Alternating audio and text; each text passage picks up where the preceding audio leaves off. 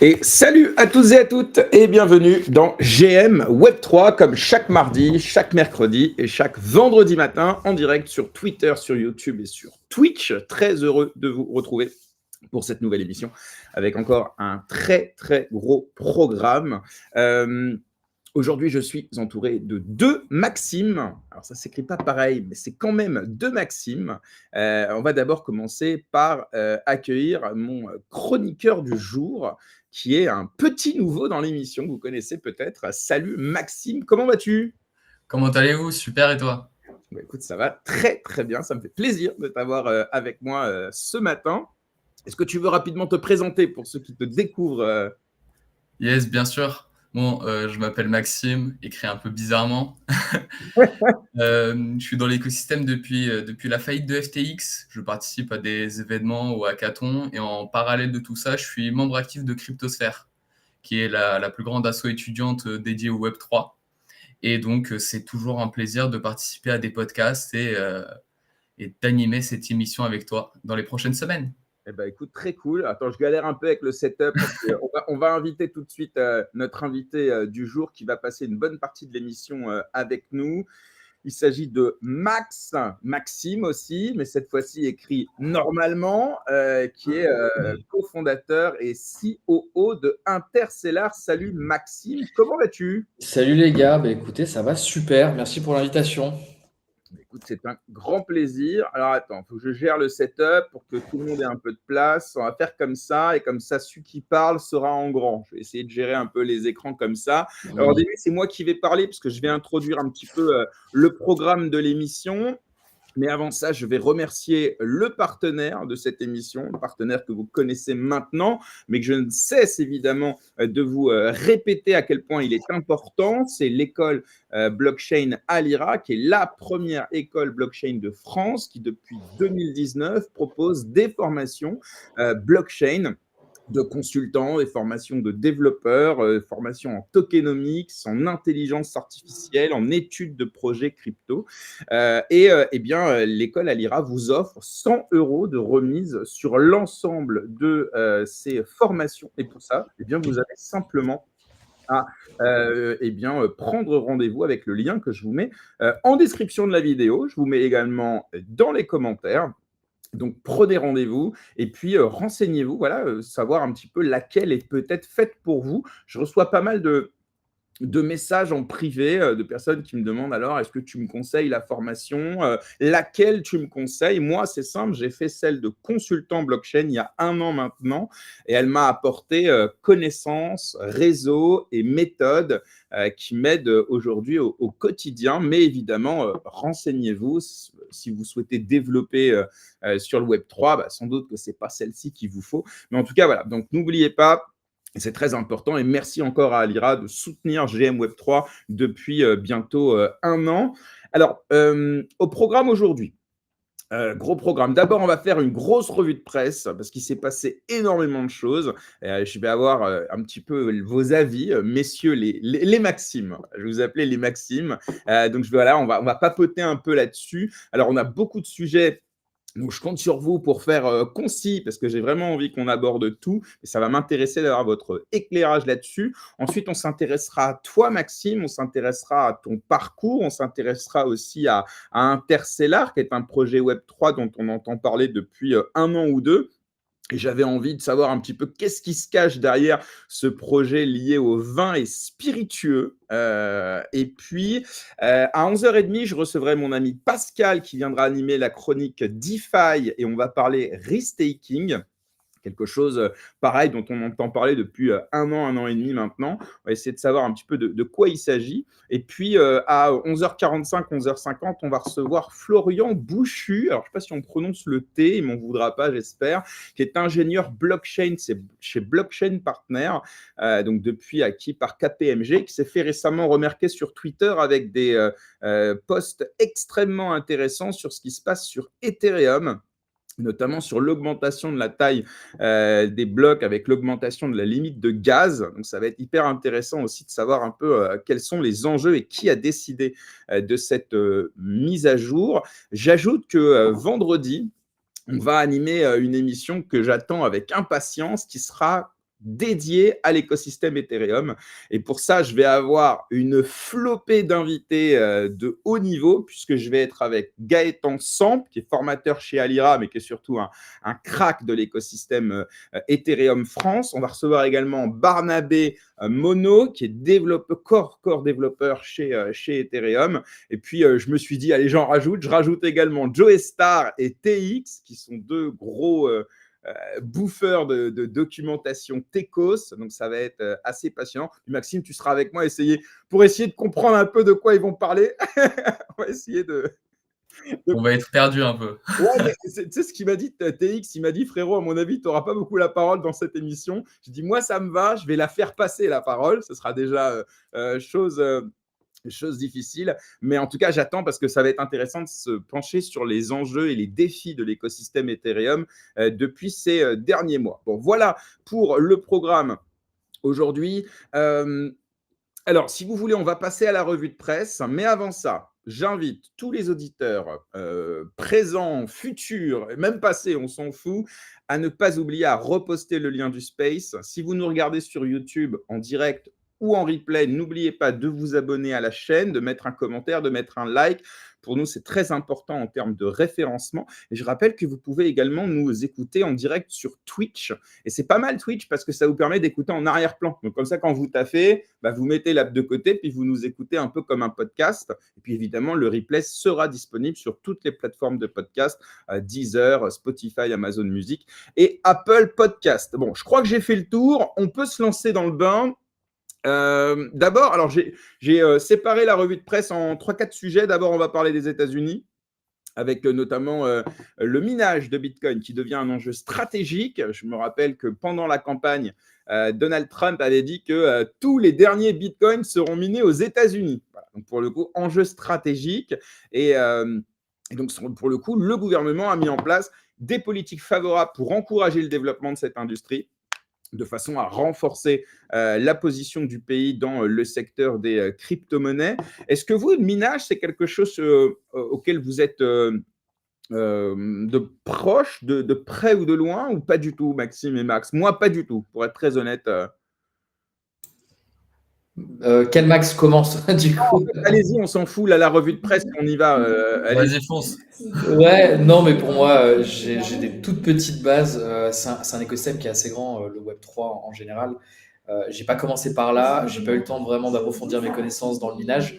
Pas mal de copains qui ont des boîtes dedans, mais pour être honnête, je suis les informations, mais de loin, en tout cas, je comprends pas tout techniquement, en tout cas. Mais je trouve que c'est malin ce qu'ils font, en tout cas, de faire une réserve avec ce qu'on pourrait faire aussi en France, etc. Mais ça, c'est encore un autre débat. Avec le nucléaire, etc. C'est assez intéressant de pouvoir miner avec des ressources, c'est assez intéressant. Je suis du même avis que Max. Moi, pour l'anecdote, j'ai découvert Bitcoin à travers un mineur. C'était, je crois, en 2015. Et j'ai direct trouvé ça passionnant. Et faire ça aux États-Unis, franchement, ils font quelque chose d'intéressant dans ce domaine-là, de faire une réserve stratégique avec le minage.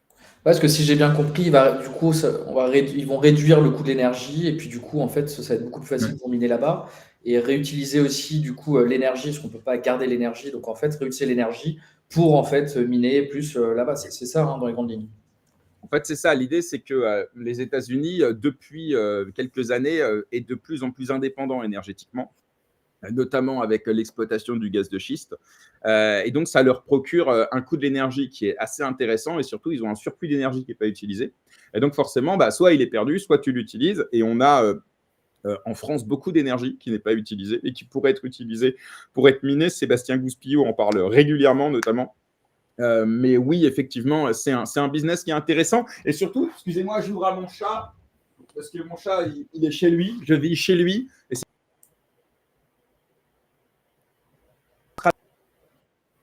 stratégique.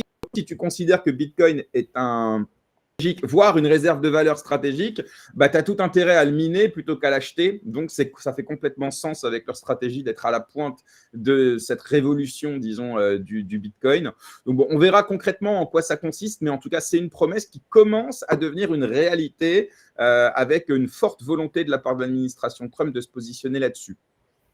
On enchaîne avec Tether qui travaille en étroite collaboration avec les régulateurs américains pour élaborer des politiques qui encadrent les stablecoins. En fait, il faut savoir que nous, en Europe, on est très en avance en matière de régulation. Les choses sont assez claires, notamment depuis MiCA. Mais en fait, aux États-Unis, même si ça se veut être l'Eldorado des crypto-monnaies, encore aujourd'hui, la régulation est assez peu précise concernant les crypto-monnaies. Donc, elle est en cours, effectivement, de clarification. Et sur la partie stablecoin, ce qui est intéressant, c'est que l'administration va travailler avec les acteurs du marché. Et qui de mieux que Tether pour travailler sur une régulation sur les stablecoins, évidemment. Donc voilà, donc là aussi, effectivement, ça vise à assurer de la conformité réglementaire. Et puis surtout, bah, on le sait, et c'est un vrai sujet là-dessus, c'est que les États-Unis ont dit non au CBDC.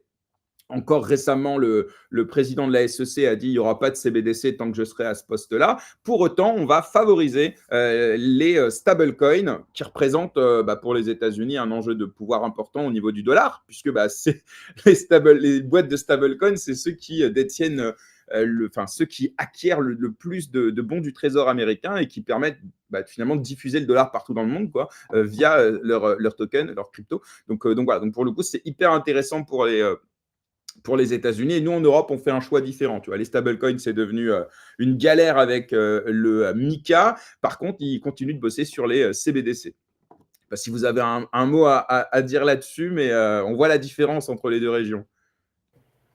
Surtout que je trouve que Tether, ils sont à un point stratégique, puisqu'ils ont pas mal de bons du trésor américain.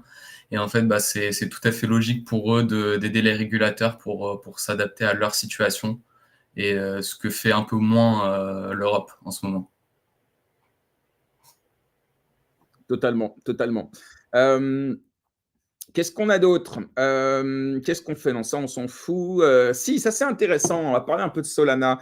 Franklin Templeton, qui est un des plus vieux et un des plus gros gestionnaires d'actifs du monde, pour le coup, c'est américain encore. On est vraiment sur la partie USA. Lance un fonds monétaire sur Solana.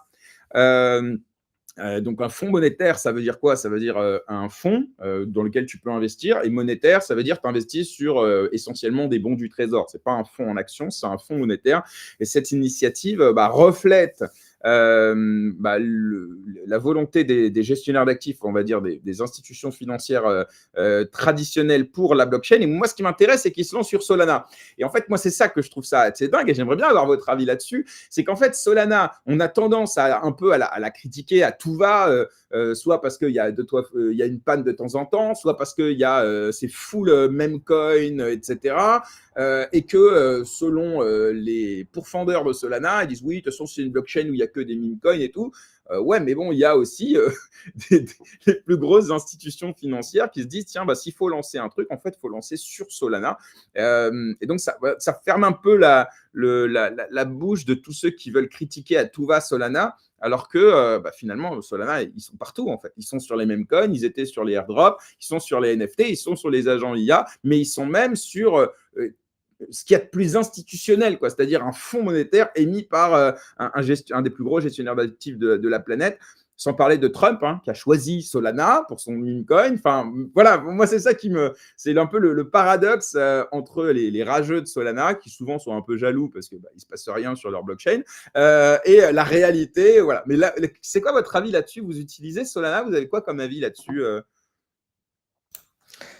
En fait, je pense que, alors pour moi, c'est une question de tendance. Mais comme Maxime, ça fait quelques années que je suis dans l'écosystème, comme toi aussi. Et en fait, à l'histoire, tu parlais d'FTX tout à l'heure, à l'histoire de FTX, par exemple, Solana, on n'en parlait plus.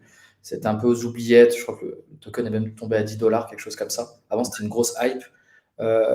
Maintenant, là, on est en pleine hype et on commence à parler d'Ethereum et qu'il y a plus de liquidités qui y vont parce qu'il y a des fees. Comme tu disais tout à l'heure, il y a une mise à jour. Je pense que c'est une question de tendance. Si on prend du recul, en fait, c'est sur c'est très court-termiste, tu vois.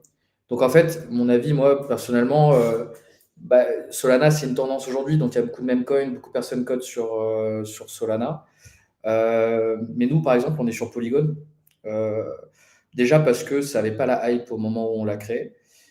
Et je pense que tu vois, ça on en reparlera après, mais au fur et à mesure, la plupart des personnes qui vont utiliser la blockchain et toutes ces nouvelles technologies vont pas savoir en fait ce qu'il y a vraiment derrière. Tu vois. Si je me trompe pas, ça fait quasiment 1 an que Solana a pas crash, quelque chose comme ça. Ouais, ouais, ouais. Enfin, en fait, ils arrivent maintenant, dès qu'il y a un problème sur la blockchain, surtout, ils arrivent à démontrer que ce n'est pas un problème de blockchain, ce n'est pas un problème de création de blocs, c'est un problème soit de RPC, etc. Et donc, c'est pour ça que c'est plus considéré comme des pannes de la blockchain.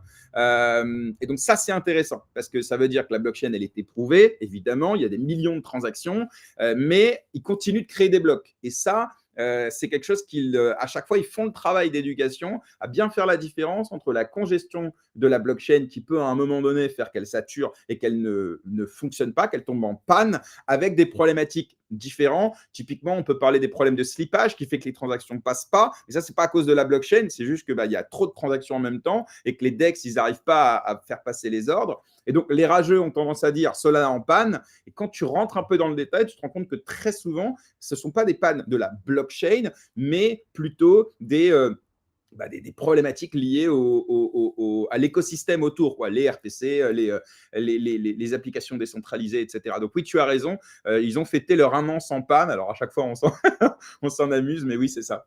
Mais on reparlera tout à l'heure de Polygon et du choix de la blockchain pour une entreprise, parce que sans doute au moment où vous l'avez lancé, c'était Polygon à fond. Enfin, de toute façon, on avait le choix. C'était soit Polygon, soit directement un autre layer ou Bitcoin ou BNB aussi à l'époque. Je me rappelle que les gens hésitaient un peu entre les deux. Mais aujourd'hui, la méta, elle change un peu. On en reparlera si tu veux. Maxime, toi, ton avis sur Solana? En fait, la stratégie depuis ces 2 dernières années chez Solana, c'est tout le temps de suivre les tendances. Et je pense que Franklin Templeton, eux, ils suivent là où il y a la liquidité et l'activité.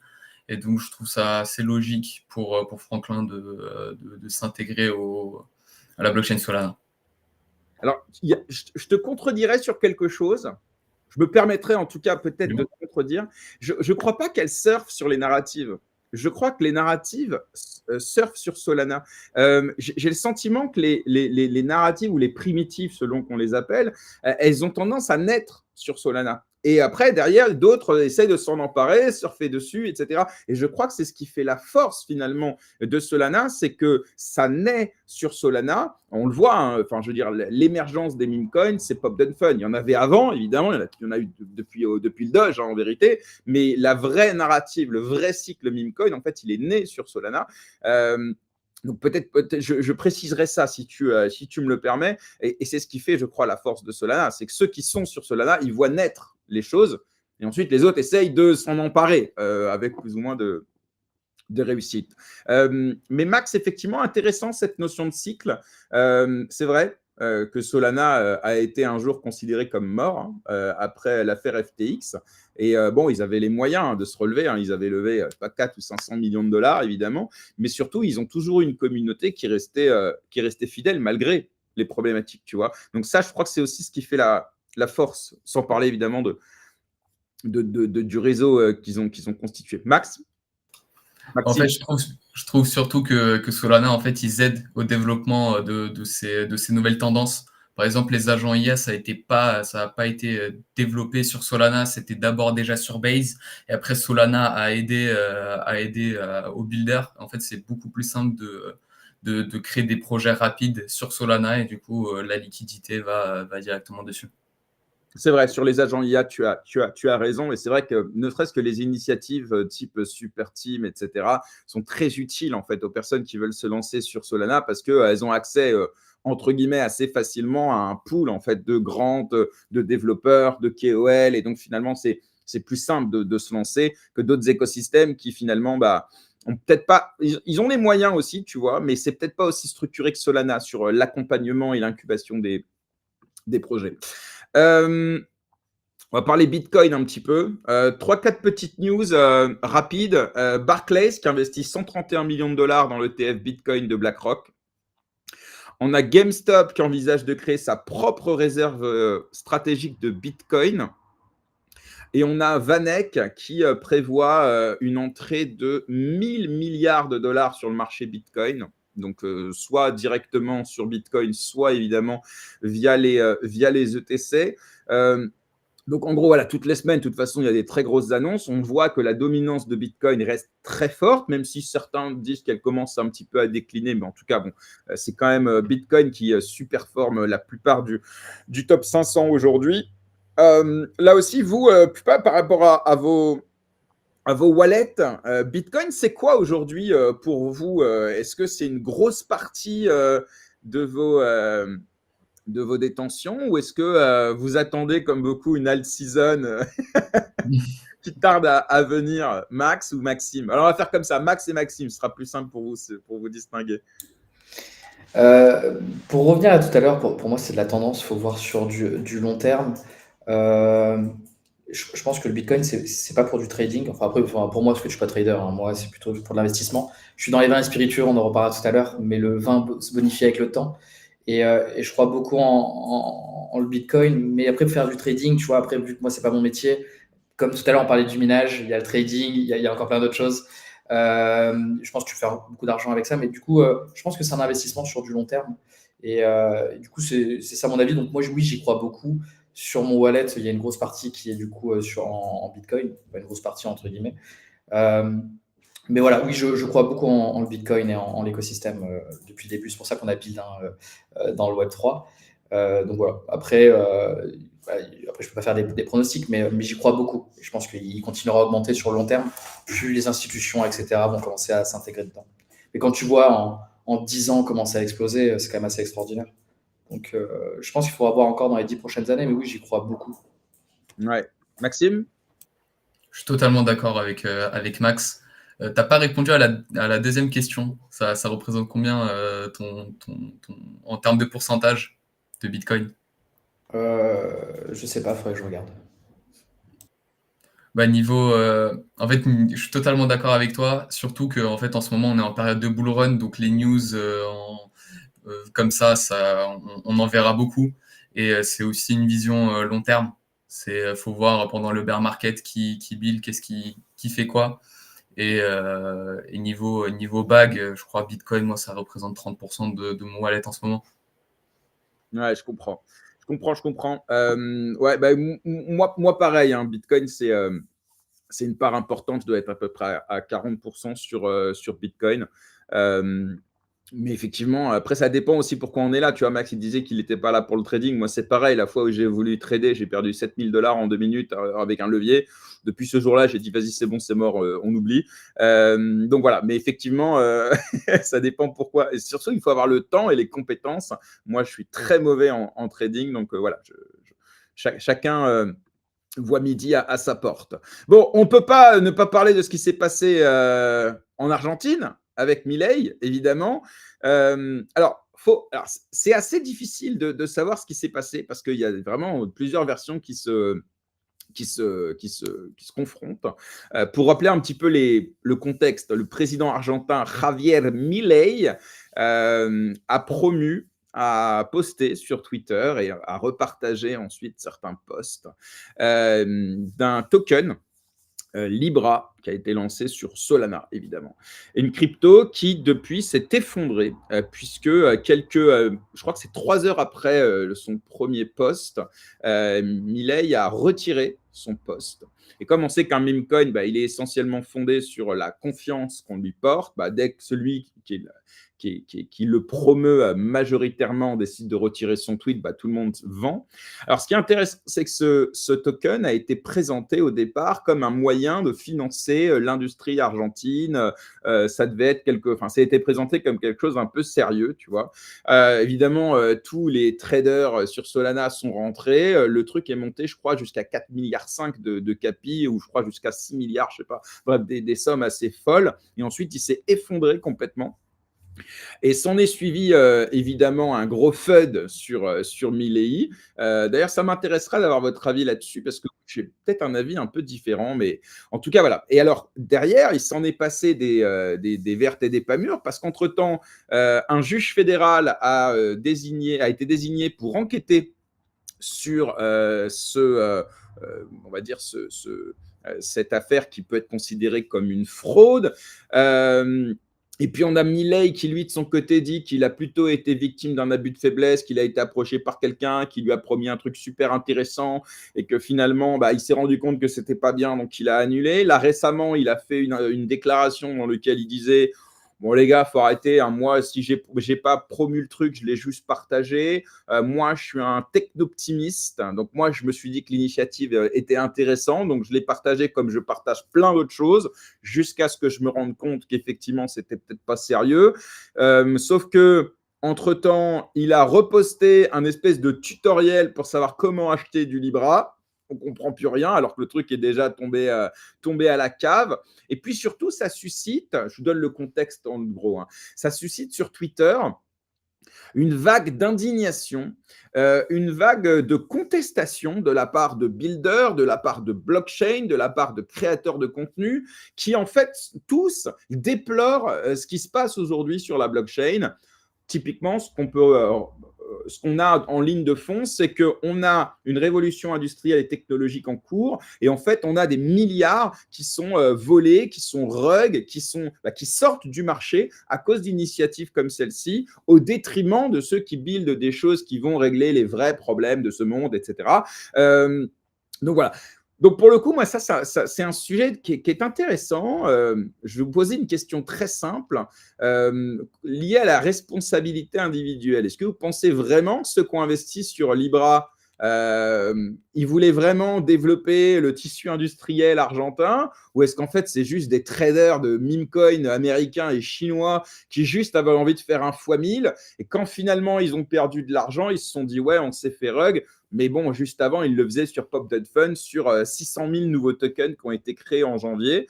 C'est quoi votre avis là-dessus, vous, Max et Maxime? Moi, je vais laisser Maxime, j'ai pas vraiment d'avis là-dessus. Ok. Moi, je pense surtout que c'est la majorité des gens, c'est des Chinois, des Américains, des Européens qui ont investi et qui sont là juste pour le trading et pour se faire des fois 1000. Et je pense pas qu'il y ait beaucoup d'Argentins qui aient investi dedans et pas beaucoup de personnes qui sont là pour soutenir l'Argentine. Moi, je suis assez d'accord avec ça, et ça nous amène à un autre point, c'est que pourquoi est-ce que tout le monde aujourd'hui préfère faire du meme coin que d'investir dans des projets sérieux? Parce que c'est ça la critique.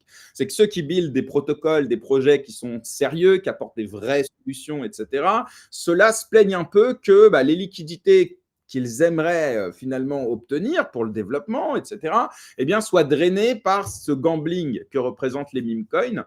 J'ai fait un post hier là-dessus, lié à notre nihilisme financier, mais aussi lié à notre frustration depuis au moins 2017, où en fait, on nous a dit qu'il fallait investir dans des trucs sérieux. Sauf que souvent, il faut attendre 3 ans pour se rendre compte qu'en fait, on a perdu parce que soit on s'est fait dump, soit parce que la roadmap, en fait, elle était irréaliste, soit parce que l'équipe n'est pas capable de donner la moindre utilité à leur token. Et donc, les gens, en fait, ils en ont marre d'attendre 3 ans pour se rendre compte qu'ils ont fait un mauvais pari.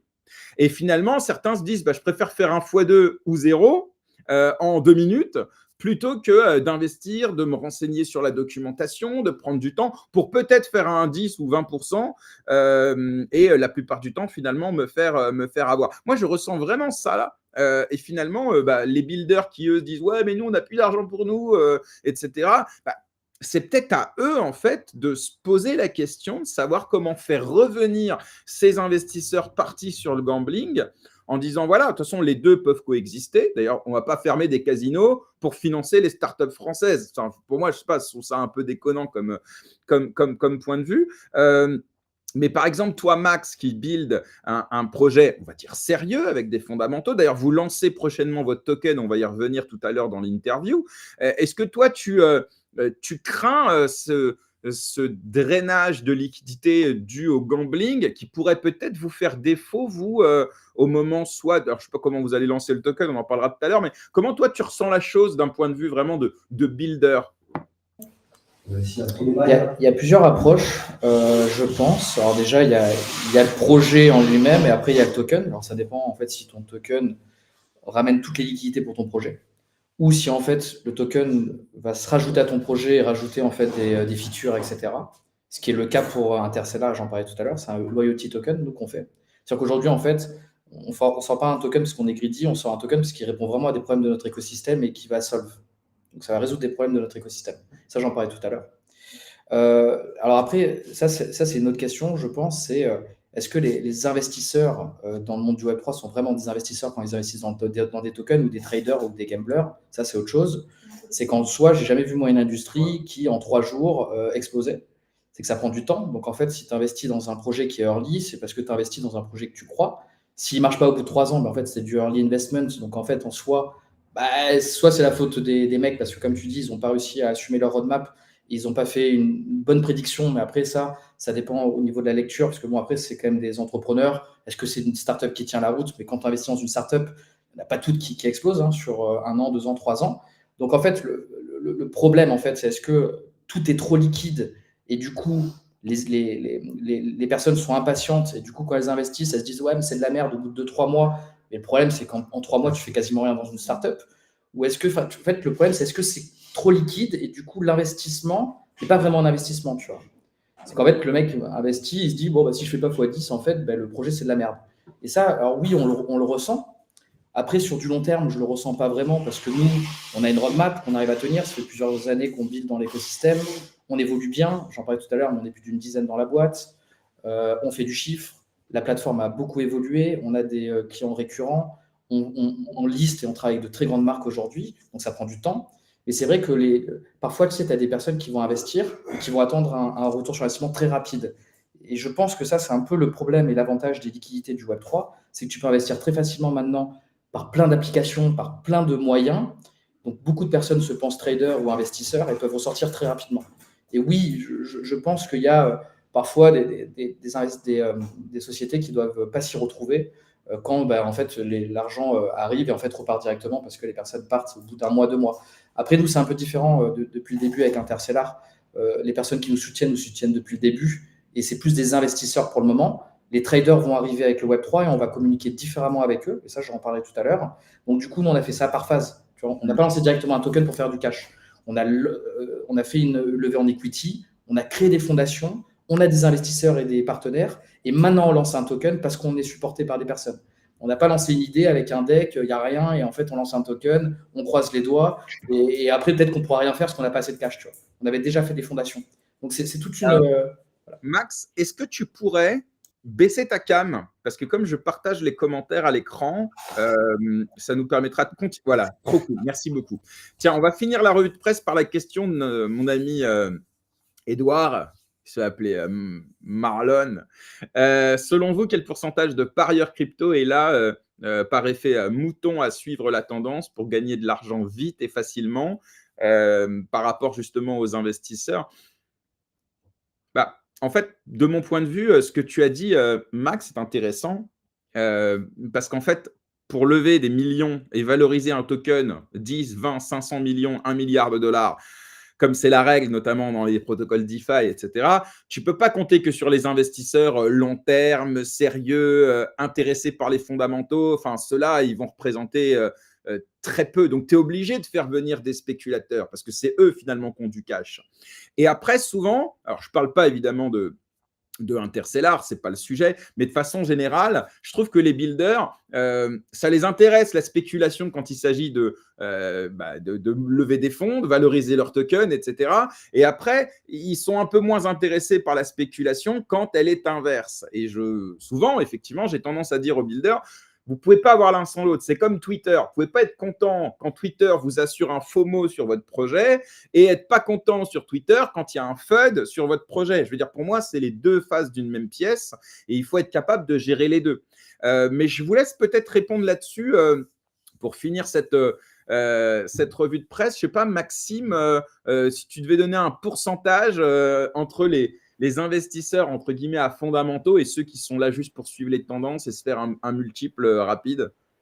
C'est difficile à répondre. C'est difficile à dire, mais j'ai aussi un autre point de vue, c'est que moi je suis encore en école et je croise beaucoup d'étudiants et en fait 90% des personnes qui me parlent de crypto parce qu'ils savent que je suis dedans, ils me disent c'est quand le prochain meme coin, t'en penses quoi du meme coin de Trump, etc.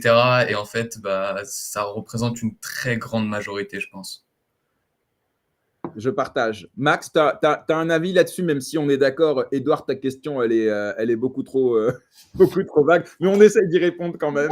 Il n'y a pas de chiffre, ouais, je vais dire 50-50. Après, c'est le fameux FOMO, c'est que quand plus personne en parle, plus tu as des moutons, entre guillemets, qui vont suivre et qui vont suivre la tendance. Ouais, 50-50, allez, mais compliqué à ça à réussir. Maxime, rapidos. Et surtout qu'on est en période de bull run, donc je pense qu'il y a encore plus de personnes. Et en bear market, c'est plus les builders. Et là, en ce moment, c'est la majorité des parieurs court terme. Ok. Bon, alors on n'aura pas eu le temps d'aborder tous les sujets de la revue de presse. Il y en avait encore sur Ethereum, etc. Mais c'est pas très grave. De toute façon, vendredi, on fait une émission spéciale sur Ethereum. Donc, on aura le temps de parler de tout ce qui se passe sur cet écosystème. Max, on va maintenant s'intéresser un petit peu à toi. Merci encore d'avoir accepté mon invitation. Merci, Edouard, qui partage votre avis en général. Alors, Max, d'abord, est-ce que tu peux nous raconter un petit peu. Alors, moi, je me suis un peu renseigné sur toi pour préparer l'émission et j'ai vu il y avait de la magie, il y avait de l'automobile et là, maintenant, il y a des vins et spiritueux. Est-ce que tu peux, pour celles et ceux qui nous écoutent et qui ne te connaissent pas encore, nous raconter un petit peu ton parcours? Je précise, petite anecdote amusante, je suis tombé sur ton compte Instagram. Et en fait, tu fais des micro-vidéos dans lesquelles tu donnes des tips aux personnes qui te regardent. Et à chaque fois, souvent, je te vois avec un paquet de cartes entre les mains avec lequel tu fais des mouvements de magicien. Je ne sais pas si on appelle ça comme ça, mais on voit que tu maîtrises le jeu de cartes. Et donc, ça fait un petit peu partie de ton personal branding, je vois. Donc, voilà. Est-ce que tu peux nous raconter un petit peu ton parcours pour poser un peu les bases de qui tu es aujourd'hui? Ouais, alors déjà, tout d'abord, merci pour l'invitation, c'est très cool. J'ai vu pas mal de tes émissions et je trouve ça trop cool. Donc, vraiment ravi d'être là. Je trouve que vous animez super bien, donc c'est très cool. Alors oui, tu as bien vu, je suis sur Instagram. Bon, j'essaye, comme j'ai fait une vidéo, je dis que je suis pas trop à l'aise. Moi, c'est pas trop mon truc. Je suis associé avec Louis, qui fait aussi des vidéos et du coup que je copie un peu, tu vois, que je suis. Celui a tapé les 100 000 followers, il fait des millions de vues et il parle de vin et spiritueux. Donc, je trouve ça plutôt cool. D'ailleurs, excuse-moi de t'interrompre, mais je vais avouer quelque chose en live. Ici, on dit les choses. Hein. Vas-y. J'ai eu envie de parler d'Interstellar dans l'émission et j'ai eu le choix, a priori, de t'inviter toi ou ton associé. Et comme ton associé, c'est un peu lui qui fait en général les interviews, etc. Beau gosse le mec, hein, le costume. Et bon, hein. Un beau mec. Et en vrai, je me suis dit, tu sais quoi, moi j'ai envie d'avoir l'autre. Donc voilà, comme ça tu sais pourquoi est-ce que c'est toi que j'ai voulu inviter dans l'émission. C'est parce que mes micro-vidéos marchent, tu vois, c'est que. Je les avais pas vus avant, pour être très honnête. Par contre, j'avais vu ton assos et je me suis dit, on l'a vu. Alors, il y a rien de méchant dans ce que je dis, on l'a vu partout. C'est vrai que c'est plutôt lui qui se met en avant et c'est normal dans une association qu'il y en ait un qui se mette un peu plus en avant que l'autre. Mais moi, j'ai eu envie, voilà. Donc voilà, pour être très honnête, j'ai eu envie de te recevoir parce qu'au début, je me suis dit pourquoi pas les deux, mais j'aime pas trop. Tu vois, je préfère avoir une personne et comme ça, on peut le cuisiner un peu, tu vois. Donc voilà. Mais comme ça, tu sais les coulisses. Je sais pas si tu les connaissais, mais voilà, les coulisses de ton invitation. Non, trop cool. Ouais, c'est vrai que Louis, c'est celui qui va être, on va dire, le chanteur de la team. Je vais plus être le batteur, moi, lui le chanteur. Et en fait, on s'entend très bien sur notre association comme ça. Lui, il a l'habitude de passer à la télé, à la radio, etc. Donc, c'est un exercice qui lui plaît aussi et qui fait très bien. Donc, voilà. Donc, en tout cas, je suis ravi de faire cet amas. Donc, pour revenir, alors pourquoi j'ai des cartes? Parce qu'à la base, je suis magicien. Je suis artiste de rue et donc artiste de rue, je faisais du busking. En fait, du busking, c'est quand tu fais des tours de magie ou tu fais de la guitare, tu sais, c'était vraiment la mode, je te parle d'il y a 10 ans, hein, mais sur Facebook, etc. Donc j'ai voyagé avec ça. En fait, j'ai pas fait Tu vas dans la rue et tu fais des tours aux gens dans la rue, c'est ça? Exactement. Et filmer, tu avais un compte sur les réseaux où tu publiais ça? Alors non, je le faisais. Donc j'avais plutôt un Facebook, tu vois, mais plutôt perso. Je le faisais plus à titre perso. Je me suis pas. Alors, j'étais entrepreneur, mais tu vois, je l'avais pas, on va dire, monétisé. Mais voilà, j'en faisais. Alors, je le monétisais, on va dire, physiquement pour vivre. Et je l'ai fait, donc, j'ai pas fait d'études, j'ai fait que le bac. Et après mon bac, en fait, j'ai fait des petits boulots. Et je me suis dit, non, mais attends, en fait, autant vivre de ma passion. Et je suis parti vivre en Asie. Donc, je vois que c'est quand même la mode en ce moment de partir à Bali, etc. Donc, moi, j'ai commencé je l'avais fait il y a 10 ans, où je vivais là-bas. Et alors, c'était déjà vachement en expansion, hein, le truc explosait, il y avait beaucoup d'étrangers. Et je vivais là-bas, aux Philippines. Donc, je suis parti pendant quasiment 2 ans. J'ai fait beaucoup de stops. J'ai fait 9500 km en stop en Australie. J'ai fait le Népal, j'ai fait la Birmanie. J'ai vécu pendant un mois aussi dans un village au Népal. Et je me suis beaucoup retrouvé, tu vois. Et je crois que c'est Cyrus de Swissborg qui disait ça dans Legend, où il dit après les études, voyagez pour savoir qui vous êtes. Et après, vous pouvez devenir un peu entrepreneur, tu vois. Et je trouve que c'est intéressant parce que c'est ce que j'ai fait pendant 2 ans. J'ai appris qui j'étais, etc. pour en fait maintenant build, tu sais, la résilience, tout ça. Enfin voilà. Donc bon, tout ça pour dire, j'ai pendant 2 ans vécu de la magie et de la musique, parce que je suis musicien aussi à côté. Je fais plusieurs instruments. Bon, à un moment, au bout de 2 ans, tu vois, j'ai dû rentrer en France parce que bon, faire des tours de magie dans la rue, dans les boîtes de nuit, dans les bars, je m'y retrouvais plus trop, même au niveau de la santé. Tu sais, ce que tu sors beaucoup, tu vis la nuit. Bon, c'est fun, mais tous les jours sont différents. Mais donc, je suis rentré en France et je suis devenu commercial. Et je trouvais ça super intéressant. J'ai travaillé chez BMW au début. Je suis devenu le meilleur vendeur du plus grand groupe d'Europe. Donc, j'étais à Paris. Paris, c'était vachement busy. Je ne me suis pas trop reconnu non plus. Mais je me suis éclaté. J'ai rencontré plein de clients qui étaient extraordinaires. Et vu que j'étais devenu un des meilleurs vendeurs, j'ai eu la chance de travailler chez Porsche à Bordeaux. Là, j'étais le vendeur le plus jeune de France. Donc, j'avais 26 ans. C'était assez extraordinaire comme expérience. Pour la simple et bonne raison que moi, là-bas, j'étais magicien de rue. Je voyageais avec mon backpack. J'étais au Népal, en Birmanie, en Thaïlande, partout. Et je me retrouve en costume cravate. Ça a commencé à gagner un peu d'argent. Tout ça en CDI avec des personnes qui ont une cinquantaine d'années et qui n'ont pas du tout le même mindset que moi. Et toutes les personnes que je rencontrais dans mon métier, donc dans le luxe, on va dire, parce que tu vends quand même des bouts, des voitures entre 150 000 et 250 000 euros. Du coup, je leur demandais toujours comment vous avez fait. Et la plupart me disaient, je suis dirigeant et j'ai créé ma propre boîte. Et je posais beaucoup, beaucoup de questions, tu vois, à mes clients. Et il y en a beaucoup, voilà, j'avais des relations assez proches, tu vois, j'allais boire des coups, j'allais manger avec eux, jusqu'au moment où je me suis dit, putain, mais en fait, ce que je veux, c'est peut-être être entrepreneur. Et j'ai remarqué qu'en fait, j'avais entrepris toute ma jeunesse à voyager, à être magicien, etc. Et j'ai commencé à être entrepreneur, donc j'ai quitté Porsche, j'ai posé les clés, entre guillemets, à mon boss, et je lui ai dit, je pars, donc j'ai pas touché le chômage, etc. Parce que tu sais, sinon c'est des ruptures conventionnelles. En fait, j'ai pas trop le temps. Je me suis dit, putain, j'ai eu une opportunité pour être transparent avec toi, où j'avais un de mes clients qui m'a dit, putain, t'es un bon vendeur, je vais créer une boîte dans la tech. Il était dans la tech. C'est un mec exceptionnel. Et il m'a dit, viens avec moi, quitte Porsche, et on crée une boîte from scratch et tout. Moi, je connaissais rien, on va dire. C'est il y a 5 ans. Et je quitte Porsche. Donc, j'avais un très bon salaire, j'avais tout qui allait bien. Et j'ai posé les clés, je me suis barré, donc sans chômage, sans rien. Et j'ai commencé à être entrepreneur il y a maintenant 5 ans. Et après 6 mois, on a commencé à travailler dans le Web3. C'était quoi ce projet? Qu'est-ce qui t'a donné envie là? Parce que c'est quand même un pari risqué de quitter on va dire la stabilité de ta vie avec un salaire fixe tous les mois, sans doute des primes intéressantes, parce qu'on sait qu'en tant que commercial, les primes, ça représente une part importante. Donc, tu dois bien gagner, à mon avis, si tu es un très, très bon vendeur, je sais pas, 4 000, 5 000 euros par mois. Et là, tu quittes tout du jour au lendemain sans sécurité pour te lancer dans un projet tech, alors qu'à la base, quand on en croit ton parcours, tu n'es pas un techos, tu n'es pas un entrepreneur ou pas dans le sens peut-être conventionnel du terme. Les gens autour de toi, ils te disent pas, mais t'es fou, enfin, je sais pas. Alors, si, carrément. Alors, après, je pense que tu es entrepreneur. L'entrepreneuriat, tu vois, c'est pas genre juste créer une boîte. Tu vois. L'entrepreneuriat, je pense que c'est plus profond que ça. Un entrepreneur, ça peut être quelqu'un qui essaye plein de choses. Tu vois, je sais pas, si tu as envie de peindre, tu vas t'es forcé à peindre, etc. Donc, je pense que c'est ça l'entrepreneuriat de base. Et moi, je l'étais, je pense, de base. Tu vois. Parce que je m'y retrouve maintenant. Plein d'idées, etc. J'arrive à les build. Forcément, maintenant, avec l'expérience, c'est beaucoup plus facile. Donc, beaucoup de personnes m'ont dit, c'est même plus, parfois les salaires peuvent monter beaucoup plus haut. Surtout chez Porsche, il y a très peu de vendeurs chez Porsche. Déjà, des Porsche, on n'a pas. C'est pas comme BMW ou Audi ou Mercedes. Des Porsche, on n'a pas beaucoup. Et du coup, il y a très peu de vendeurs. Tu n'en as que 2, 3, tu vois, par exemple. Donc, les salaires sont assez élevés. Donc, ils sont plus élevés que ce que tu disais, t'imagines. Ouais, j'ai tout quitté parce que je ne m'y retrouvais pas. En fait, il y a un moment, une fois que tu as acheté une montre, tu as acheté des belles chaussures, soit tu te dis, je vais rester pendant 30 ans, soit tu te dis, non, mais en fait, je veux me lever le matin pour faire un truc. Moi, me lever à 9h30 du matin pour y aller. Parfois, j'étais un peu en retard, je n'étais pas rasé. J'avais, tu vois, des retours de mon boss. Ça me fatiguait parce que j'avais plein d'idées, je voulais faire plein de trucs. Bref, je me sentais un peu freiné.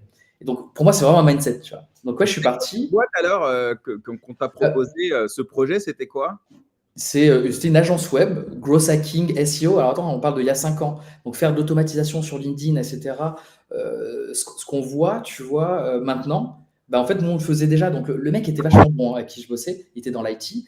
Et du coup, il avait pas mal de bonnes idées. Donc du coup, bah, on a commencé à bosser ensemble. Moi, j'étais le sales. Et en fait, c'est là où j'ai commencé à apprendre la tech. Aussi, pour être transparent avec toi, j'étais en coloc. Moi, du coup, j'ai toujours été en coloc toute ma vie. Je trouvais ça trop cool, tu vois, rentrer chez moi tout seul et bouffer tout seul et regarder la télé. Ça m'a jamais plu, mais je me suis toujours mis en coloc pour rencontrer des gens, etc. Peut-être encore, mais mon passé de backpacker où j'étais tout le temps dans des hôtels backpack avec 15 personnes, j'ai toujours kiffé, pour être honnête. Au lieu de regarder la télé, parler avec des gens autour d'un café ou d'un thé. Et j'étais avec des gars qui codaient sur Solana. C'est à l'époque de Solanium. Je ne sais pas si vous vous rappelez de ça. Donc j'ai des super copains, hein, c'était des colocs, qui ont lancé un projet qui était super cool et qui ont réussi. Hein, je me rappelle, en 5 jours, là on était en bull run. Hein. Tu avais 150 000 followers sur Telegram en 4 jours, une levée de fonds extraordinaire. Et moi, je vois tout ça de mes yeux. Tu vois. Et là, je suis en train de quitter Porsche, en train de me questionner. Je dis putain, mais le Web3, Donc on suit. C'est à cette occasion-là que pour la première fois, tu es confronté à l'écosystème Web3. Est-ce que tu en avais déjà entendu parler un peu avant Alors, j'investissais déjà, pour être transparent avec toi, déjà. Parce qu'en fait, j'ai toujours eu un profil, alors un peu tech, où tu vois, j'ai jailbreaké déjà des PSP, tu sais, à l'ancienne, avec la batterie, les cartes et tout. Je faisais déjà pas mal de trucs comme ça. J'étais un peu un touche-à-tout, moi, depuis le début. Donc, le Web3, j'en ai acheté il y a longtemps, tu sais, que j'ai revendu. Bref, quand on était plus jeune, tu sais, on allait sur des plateformes, etc. C'était mieux qu'aller en cité, par exemple, tu vois, pour acheter des trucs. De la bœuf, par exemple, tu vois. Mais ça, j'étais très jeune. Mais du coup, bref, tout ça pour dire, je connaissais déjà le Web3. Et en fait, en 2020-2021, il y a un truc, je vois FTX, etc., Solana. Putain, Solana, c'était un truc extraordinaire. Il y a tous les coins qui sortaient là-dessus. Il y a Solanium. J'en parle à mes potes. Mes potes étaient des super entrepreneurs étrangers, mais qui étaient venus à cause du Covid. Et c'est pour ça que j'étais en coloc avec eux. Ils se lancent dans le Web3. Je vois que ça explose. Je me dis, putain, c'est un écosystème extraordinaire. Et on commence, nous, à comprendre comment ça marche. Les NFT, etc. Donc, on rappelle, les NFT, c'était une dinguerie. Hein. Tu lançais sur OpenSea, mais genre, c'était des trucs, t'achetais à 4, 8 Ethereum, les trucs explosaient. Et là, on était là, OK, on savait déjà comment faire des. Donc, déjà, les mecs qui codaient en Rust et tout, c'était assez rare. Ça coûtait très cher. Donc, c'est vraiment différent que maintenant. Là, tu as PumpFun, tu peux lancer une blockchain. Donc, oui, c'est beaucoup plus facile. Mais au tout début, sur Solana, c'était un peu compliqué. Bref, je vois mes potes qui lancent ce projet, je les suis et je vois que ça marche. Et je me dis, OK, je pense qu'il y a un vrai truc à faire. Et j'ai lancé un petit projet qui n'a pas marché. On a lancé un projet pour faire de la traçabilité de dons pour les enfants malades à travers la blockchain Solana. Ça s'appelait Solium, c'est sur mon LinkedIn. Ça n'a pas marché pour la simple et bonne raison qu'on n'a pas trouvé de fonds, parce on était en plein bull run. Alors putain, ça pétait dans tous les sens. Le seul truc, c'est que du coup, les gens voulaient faire du cash et ne voulaient pas faire des donations. Bon. Maintenant, on le voit plus, où tu as quand même pas mal de projets qui se lancent un peu sur le social. Nous, on était arrivés, il n'y avait pas du tout de marché. Bon, ça n'a pas du tout marché. On est quand même allé jusqu'à un call avec l'UNICEF et tout, tu vois, pour la petite histoire. Donc, c'est assez intéressant. Mais bon, de là à rendre tout cet écosystème traçable, on n'en était pas du tout. Et j'ai commencé à mettre mes premiers pas dedans, donc pour comprendre la blockchain, comment coder. Alors, c'est pas moi qui codais, mais tu vois, le Rust, etc., voir les prix, les collections NFT, etc. Et c'est là où j'ai rencontré aussi, donc moi j'avais ma boîte, j'avais déjà lancé un projet, je te parle de ça il y a 4 ans, hein, 4 ans et demi, donc en tant qu'entrepreneur, donc on l'a quand même bien tenté. Et j'ai rencontré Louis de Bonnecase, qui était directeur associé d'une boîte de négoce, et lui qui vendait du vin et qui acceptait la crypto-monnaie.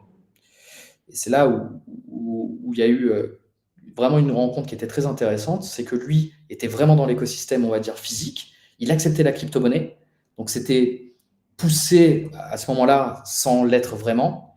Mais nous, en fait, on était là, tu vois, sur des trucs, il y a 4 ans et demi, tu vois, sur les NFT, etc., sur la blockchain. Et en fait, on a fait un bridge où on a dit, bah, attends, on va créer une collection NFT dans le monde des vins et des spiritueux, créer une collection, et on a créé un club qui s'appelle Wine Bottle Club, où on a, donc là, on était en début de bear market, et on a vendu 1855 NFT à 0. Justement, c'est bien que tu introduises ça parce qu'effectivement, pour qu'on comprenne un petit peu, Wine Bottle Club, c'est ça? Ouais. Ça, c'est quoi? On va dire que c'est un peu le préquel de Interstellar aujourd'hui. Comment s'est fait la transition entre les deux? Est-ce que les deux coexistent ou est-ce que l'un finalement a absorbé l'autre? Parce que c'est vrai que les deux projets, c'est intéressant de savoir comment vous êtes passé de l'un à l'autre et c'était quoi la différence? C'est un peu ce que tu disais tout à l'heure, tu vois, c'est sur les builders, etc. Là, on était en fin de bear market, on a lancé ce projet qui a été accepté par toute la communauté, ce qui était différent. On sortait d'un bull market où je me rappelle, j'ai acheté des NFT, c'était dingue.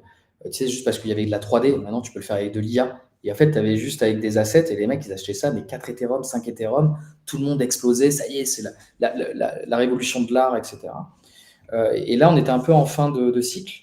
Donc, nous, quand on a lancé, en fait, c'était enfin, on ramenait quelque chose qui était physique à l'écosystème Web3. Tu vois, un peu, donc on a eu beaucoup de personnes qui en ont parlé. On a eu pas mal d'investisseurs, du coup.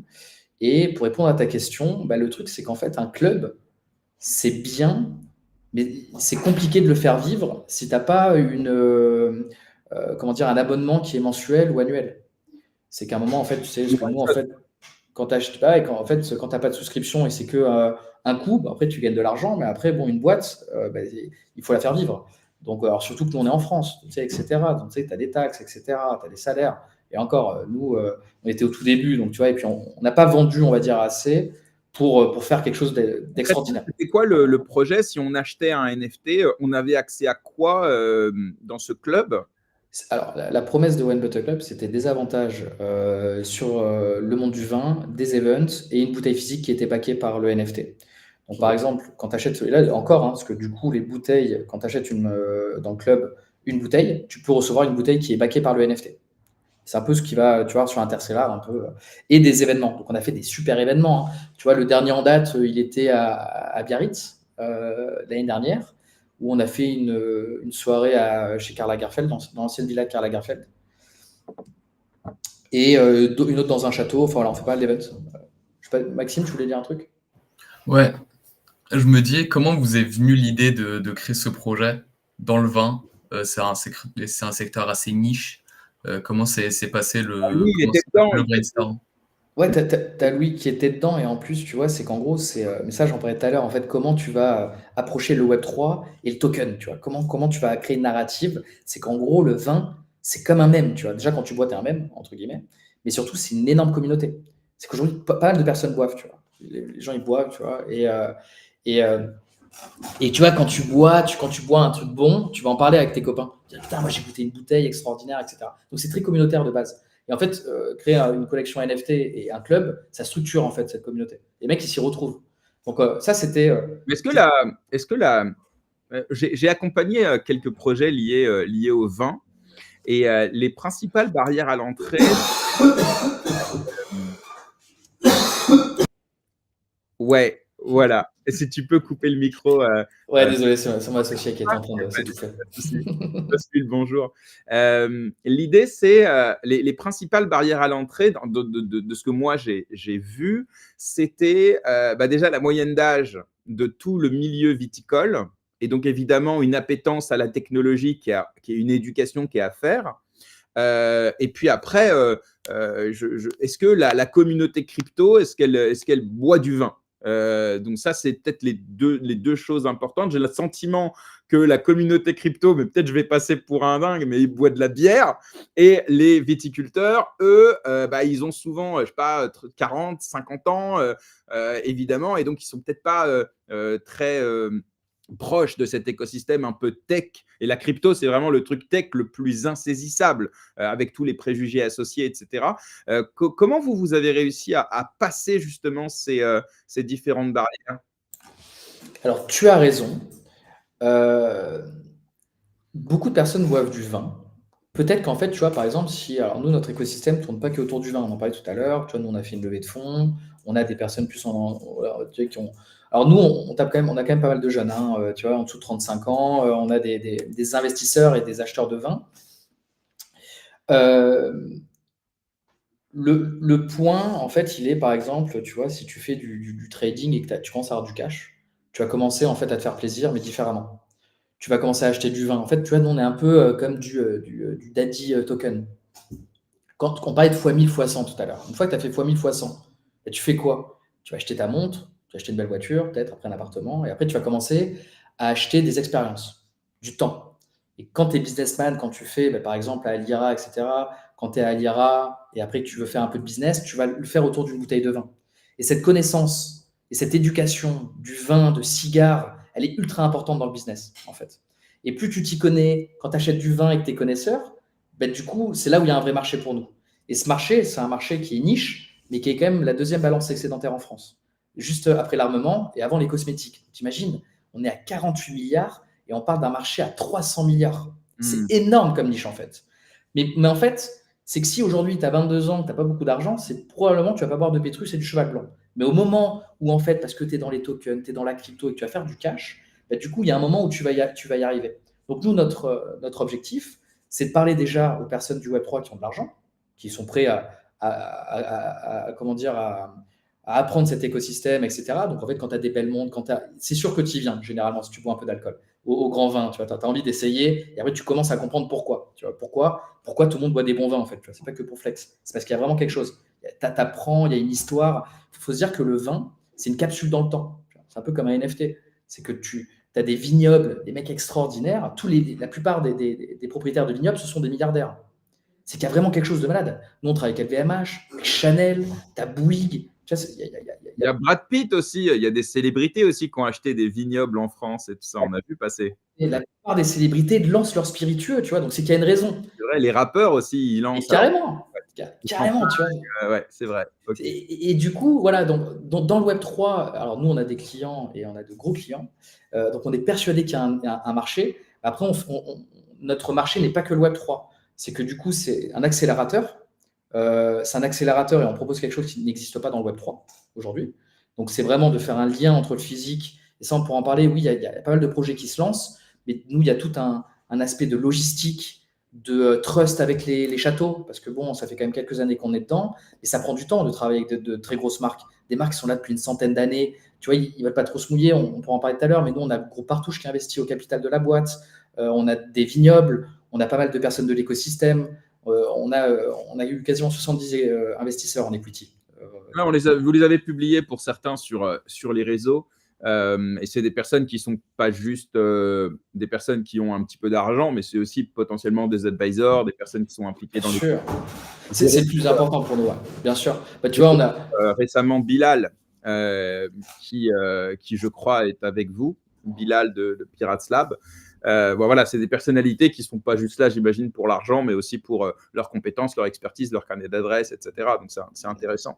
Ouais, bien sûr. N'hésitez pas sur notre site. On a Sébastien Borgé, on a Cyrus de Swissborg. Avec Chris, on a Nicolas Baca, le fondateur de Ledger.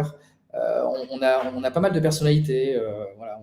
Et alors, si on y revient, alors peut-être pour comprendre un petit peu quel problème vous parvenez à résoudre. Moi, si je devais, et je ne connais pas bien Interstellar, d'ailleurs, j'aime bien ne pas trop connaître, comme ça j'apprends avec l'invité, mais de ce que moi j'ai compris, c'est que ça permet soit de spéculer sur le vin sans avoir les contraintes de garde et de conservation. Et à côté, on a aussi la possibilité de redeem sa bouteille de vin et donc aussi de pouvoir la consommer. Et en fait, vous êtes sur les deux credos. Est-ce que j'ai bien compris ou pas du tout? Ouais, complètement. Je te fais le petit pitch, si tu veux, assez rapide. On est un site de vente en ligne de vin et de spiritueux. Donc, si tu es client et que tu achètes sur la plateforme, quand tu achètes ton NFT, soit tu le reçois directement chez toi, soit on a la possibilité de stocker le vin chez toi, donc chez nous, pardon. Donc, dans ton compte client, dans ton compte, tu as ton NFT. Soit tu le gardes pendant 10-15 ans, parce que souvent, c'est des vins de garde qui vont s'apprécier dans le temps, comme tu dis, pour spéculer ou pour le revendre. Voilà. Soit tu vas pouvoir l'échanger, soit tu vas pouvoir la claim, donc la recevoir, la bouteille. Donc, ça répond à des gros problèmes de l'industrie. Tu achètes un Pétrus. 4 ans après, tu as fait x2, x3. Okay. À qui tu le revends? Comment tu le revends? Et l'acheteur, est-ce qu'il va être sûr que c'est un vrai, sachant qu'il y a 30% de fake dans l'écosystème? C'est un peu comme une Rolex. Tu as ta Rolex, là, comment tu la revends? À part avec un professionnel qui va te prendre 20%, 30% pour le revendre après. Celui, il a besoin d'une marge. Donc, nous, on répond à des gros problèmes de l'industrie, c'est la liquidité, le stockage et aussi la traçabilité. Est-ce que c'est un vrai ou un faux? Ça pose une vraie question limite fondamentale liée au RWA. C'est-à-dire qu'à un moment donné, on a comment est-ce qu'on arrive à assurer la confiance entre l'acheteur et le tiers qui certifie que la donnée on-chain est bel et bien liée à un actif dans la vraie vie.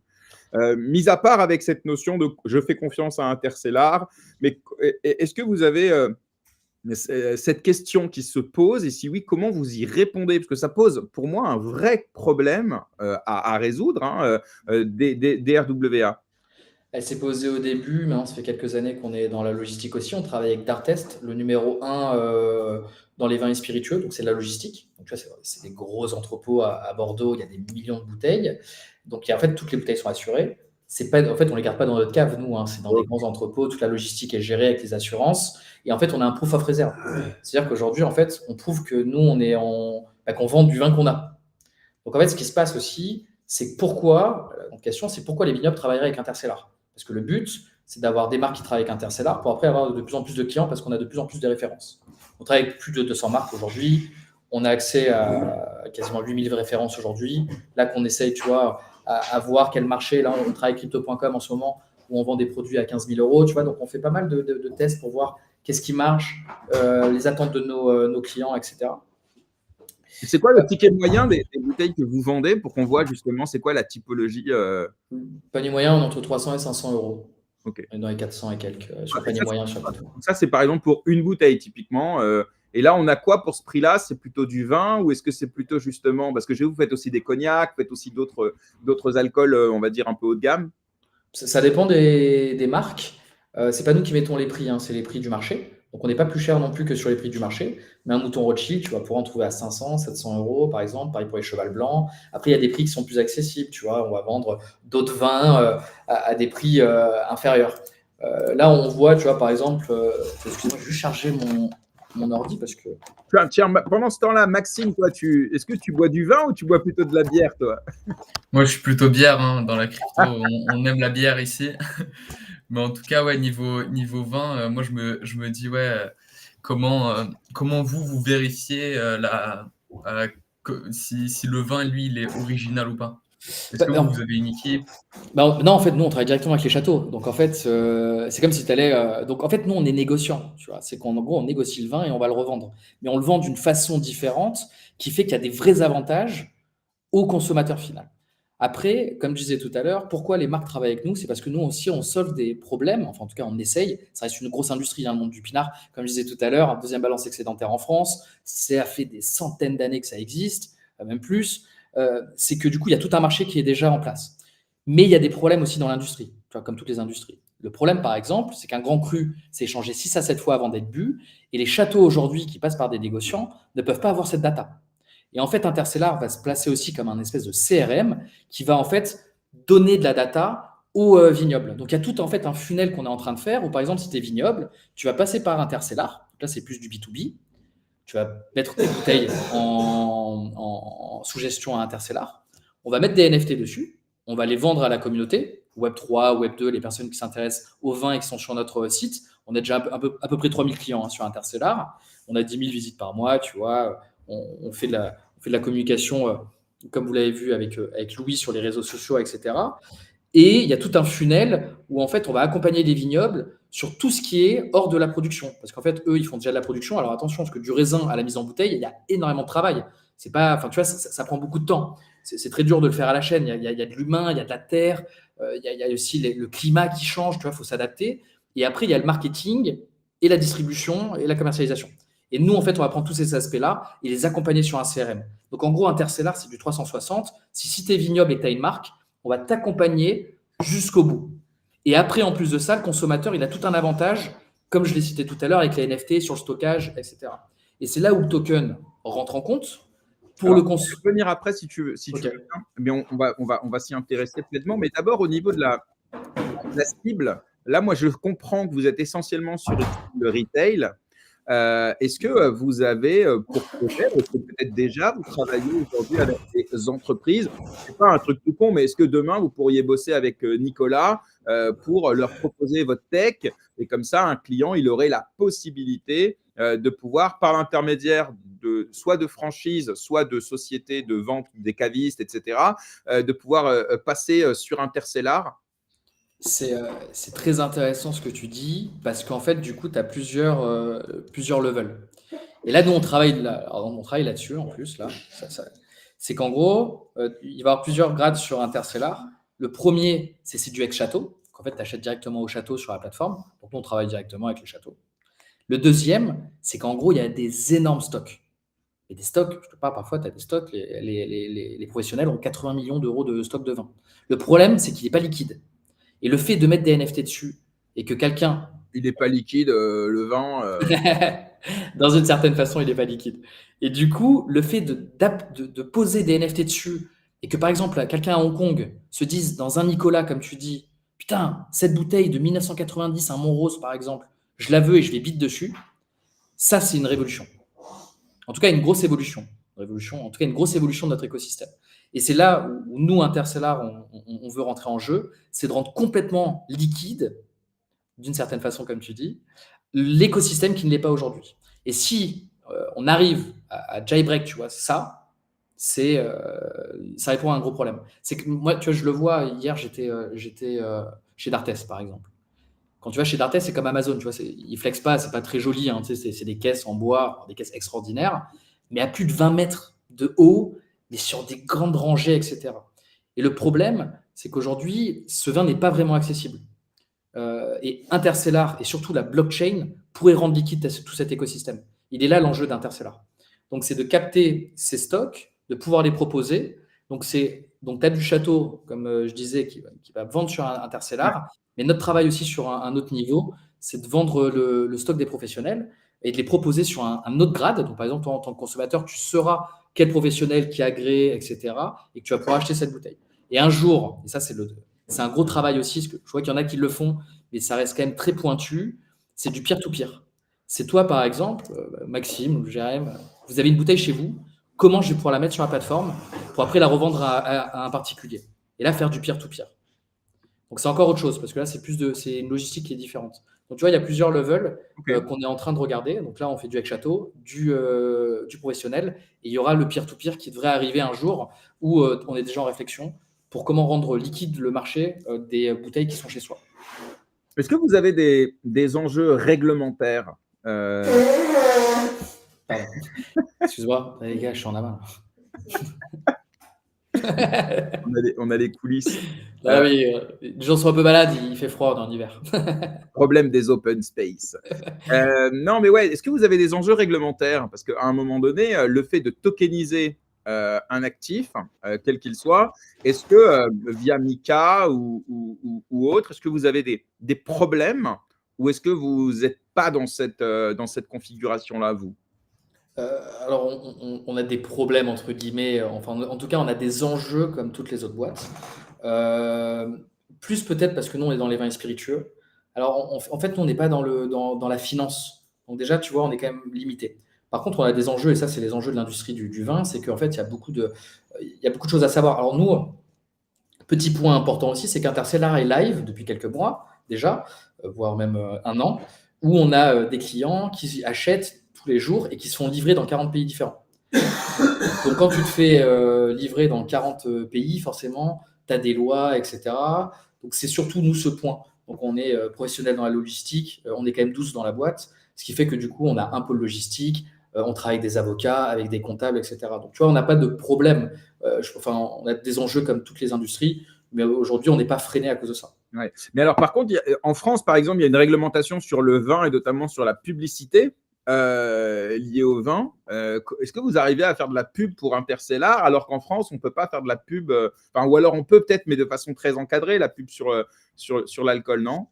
Ouais, bien sûr. En fait, si tu peux le faire, mais c'est encadré, tu peux pas faire n'importe quoi. Tu vois, Louis, il est créateur de contenu en France, donc le CEO d'Intercellar, où on a plus de 100 000 followers, je crois qu'on est premier en France dans la création de contenu dans les vins et spiritueux. Donc, on parle de vins et spiritueux, mais en fait, tu vois, on fait des millions de vues, notre compte est encore là, on push Intercellar, il n'y a pas de problème là-dessus. Le seul problème, c'est de dire, par exemple, ouais, le vin, c'est super bon pour la santé, ou quand tu le bois et que tu te fais plaisir, par exemple. Mais si tu le bois et qu'en fait, tu vois, enfin, voilà, si les gens il faut faire un peu attention. C'est juste ça, c'est la Il y a loi. deux, il y a deux- il y a deux enjeux. Alors, encore une fois, très intuitivement, il faut, mais il y a deux enjeux. Il y a le côté spéculatif où il faut se garder évidemment de faire un conseil en investissement, même sur du vin. Et à côté de ça, vous devez, j'imagine, à chaque fois mettre un disclaimer en disant l'alcool est pas bon pour la santé, etc. Enfin, à chaque fois, vous faites une communication, vous devez faire attention à ces choses-là, j'imagine. Non, pas vraiment en fait. Ça dépend dans quel contexte. Si tu es en train de vendre du vin, tu peux.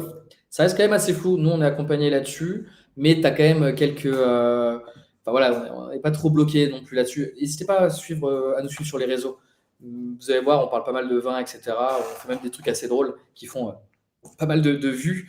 Mais du coup, voilà, il y a des lois, il faut les respecter.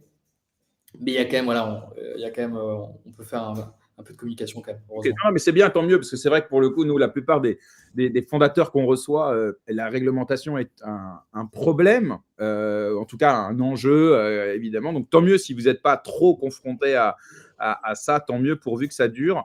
On sait qu'en France et en Europe, on a tendance à tout réguler. Donc voilà, c'est une bonne chose d'entendre ça de la part d'un de la part d'un créateur d'entreprise.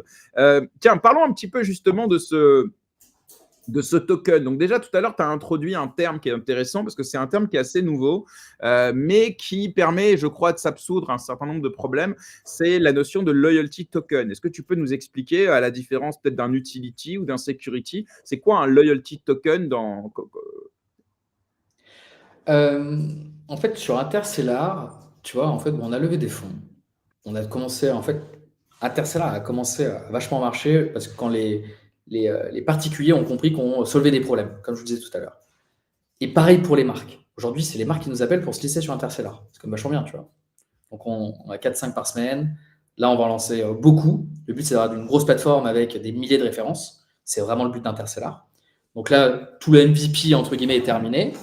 Et on s'est dit, putain, comment on peut faire pour que les personnes, comment tu gamifies, parce que nous, vous pouvez aller voir sur notre site Interstellar, c'est assez innovant. On a des GLB, c'est-à-dire que vous allez pouvoir jouer avec la bouteille. En fait, quand tu achètes une bouteille à 500 euros, là maintenant, aujourd'hui, alors déjà, tu achètes la bouteille, tu la reçois chez toi, tu as une photo, tu dépenses 500 euros, tu la reçois chez toi, il n'y a pas d'expérience. Donc, nous, il y a tout un travail d'expérience au niveau de l'achat. Et c'est après comment tu gamifies l'achat et du coup les avantages, etc. Et c'est là où ça devient super intéressant le token et que même pour nous, c'est une obligation de lancer un token. Donc déjà, tu vois, avant de parler de pourquoi on fait un loyalty, etc., on s'est dit, OK, il faut absolument qu'on lance un token pour que les personnes, en fait, aient l'impression de se faire plaisir quand ils achètent du vin. Alors, une chose, du coup, le loyalty token, c'est que plus tu achètes sur la plateforme, plus tu vas gagner du token et tu vas avoir des avantages. Les avantages, soit tu les achètes en tradant, en fait, tu vas acheter du token sur une plateforme, soit tu sais, en fait, quand tu vas acheter des bouteilles, tu vas avoir un petit peu de token. Et ce token, quand tu vas le stacker, tu vas avoir des avantages. Donc déjà, les personnes qui aiment le vin vont se dire, putain, il y a un vrai avantage pour avoir du token. Donc ça, c'est pour le consommateur. Donc c'est très investisseur, moins trader, comme on en parlait tout à l'heure. Parce que en fait, tu as deux narratives. Tu as une narrative du gars qui va investir et qui va attendre sur du long terme et qui va stacker et avoir des avantages. Et tu en as une autre qui est plus trader, vous en parlez tout à l'heure, les mêmes, etc. Donc on en parlait tout à l'heure, mais nous, on fait un bridge sur Solana aussi. Donc on est sur Polygon. On build depuis le début dessus. C'est très bien parce que la plupart de nos clients, que ce soit Polygon, Solana ou une autre blockchain, le but pour eux, c'est qu'en fait, ils ne payent pas 4 euros de frais quand ils achètent une bouteille à 150 euros. Parce qu'en fait, ils se disent, attends, mais les 4 euros, est-ce que c'est Interstellar qui prend un fee? Tu vois, la blockchain, nous, on a des clients, parfois, ils ont 50 ans, ils ne comprennent pas, tu vois. Ils achètent en carte bleue, on utilise des plateformes, en fait, qui vont faire un swap. Et en fait, du coup, il y a des frais. Bon, voilà. Donc, en fait, tout Polygon, ça marche très bien. Mais on fait quand même un bridge après, et ça, j'en parlais tout à l'heure. Et là, c'est super intéressant pour, en fait, la hype du token et de ce qu'on est en train de préparer. Toute la narrative. C'est vraiment un truc de ouf. En tout cas, pour te dire, du coup, le loyalty token, nous, on prépare un token qui a une vraie importance sur notre plateforme. Donc, les avantages, c'est pour le consommateur dans le monde du vin, mais aussi, quand tu vas stacker du token, tu vas avoir accès à des raffles d'expérience. Donc là, on est en train de travailler là-dessus. Par exemple, on est en train de voir, si tu stacks, tu vas pouvoir aller au château de Versailles, dormir dedans, tu vas pouvoir avoir des accès extraordinaires de bouteilles, parce qu'il y a des bouteilles qui sont introuvables sur le marché. Tu peux le voir sur des auctions, des bouteilles valent mais une blinde. Quand je te dis, c'est 6 chiffres. pour avoir accès à ces bouteilles qui spéculent autant, il faut avoir des accès, que nous, on a par exemple. Le fait de stacker du token pour pouvoir les acheter, c'est un vrai avantage. C'est un peu comme si tu vas acheter une Daytona, une 116-500 LN, tu sais, c'est la lunette noire, elle vaut 12 000 euros, au marché gris, elle en vaut 25. Le problème, c'est quand tu vas chez Rolex et tu toques, si tu la demandes, ils vont jamais te la donner. Si tu as un bon client, c'est différent. C'est un peu pareil, le loyalty token. C'est qu'en gros, plus tu as du token, plus tu stacks, plus tu as des avantages. Nous, on a des accès, on va te les donner que si, en fait, du coup, forcément, tu es quelqu'un qui est loyal sur la plateforme. Donc, il y a toute cette stratégie où, en fait, du coup, c'est plus pour des personnes qui sont assez fortunées et qui vont stacker et où là, du coup, tu as des vrais avantages sur du moyen-long terme, on va dire. Donc, comme je le disais tout à l'heure, vous pouvez voir sur notre site, il y a tous les avantages. Expérience et physique pour les investisseurs ou pour les consommateurs. Et on est en train de travailler sur toute une narrative où, j'en parlais tout à l'heure, le daddy token, tu vois. Comment il y a des traders, des jeunes qui se disent, moi, je ne vais pas acheter une bouteille à 25 balles, à 250 balles ou à 500 balles. Par contre, je vais faire partie de cet écosystème parce que le jour où j'ai de l'argent, je sais qu'en fait, je vais faire un effet levier et comme ça, faire du gros business, tu vois. La narrative je ne vais pas le dire là aujourd'hui, parce qu'on est en train, en fait, je lance avec Swissborg aussi notre token et on a créé toute une narrative où le but, c'est de capter, en fait, pour moi, tu as deux trucs. Tu as le même, c'est une communauté, c'est vachement bien. Mais tu as un truc, c'est que tu peux avoir de l'argent, mais tu peux ne pas avoir la classe. Tu vois ce que je veux dire? Et le luxe, ça ne s'achète pas, ça s'apprend. Et nous, c'est un peu ce qu'on veut apporter. C'est-à-dire que du coup, tu peux investir dans notre token, mais on va apporter le luxe. C'est un peu ce daddy token, tu vois, ce token du luxe. Par contre, ça peut être un mème aussi, ça peut être fun. Et c'est là où on va aller chercher la communauté Web3 en disant, venez vous faire plaisir, mais au moment où vous avez du cash, quand vous investissez dans Interstellar, il y a ce petit truc, tu vois, qui n'est pas achetable. C'est sympa d'avoir des meme coins avec que des mecs bourrés. Par contre, quand tu rentres dans le luxe et que tu investis avec nous, tu vois, c'est un peu différent. J'ai compris. Alors, j'ai 2-3 petites questions. Il y a quand même 50% de la supply qui est entre les mains de la compagnie et des investisseurs précoces. Si je fais le calcul sur la tokenomics qui a été publiée, enfin l'allocation initiale qui a été publiée en mai 2024. Alors, je ne sais pas si c'est toujours la même, mais en additionnant, on a 50% de la supply qui est soit advisor, fondation, les early investors, etc. Et on a une partie qui est pour l'écosystème et on a une partie, je crois, en airdrop, etc. Aujourd'hui, on est plutôt dans une méta où on a envie qu'une grosse partie des tokens soit pour la communauté, justement pour éviter les problématiques qu'on a rencontrées dans les précédentes tokenomics. Comment vous avez travaillé cette allocation initiale et comment la communauté apprécie justement cette centralisation de la moitié de la supply qui est entre les mains de la fondation ou des investisseurs précoces et pas entre les mains de la communauté finalement? C'est une bonne question. Alors après aussi, on parlait de tendance tout à l'heure. C'est qu'en fait, les tendances changent aussi. Nous, on a lancé, tu sais, on a fait la tokenomics, etc. Il y a quelques temps. Mais aujourd'hui, alors en fait, pourquoi les gens ont peur? C'est parce que les gens, en fait, ils scamment, hein, on va pas se mentir. Nous, on est dox. Il y a aussi un lock. En fait, il y a toute une tokenomics aussi avec un lock. C'est-à-dire qu'aujourd'hui, on n'a pas 50% en liquide et on peut tout vendre. Et ça y est, c'est parti, on part, tu vois. C'est que avoir ces liquidités, cette trésorerie, c'est aussi pour la longévité de la boîte. Donc toute la tokenomics a été travaillée aussi avec des professionnels, hein, c'est pas nous qui l'avons sorti d'un chapeau.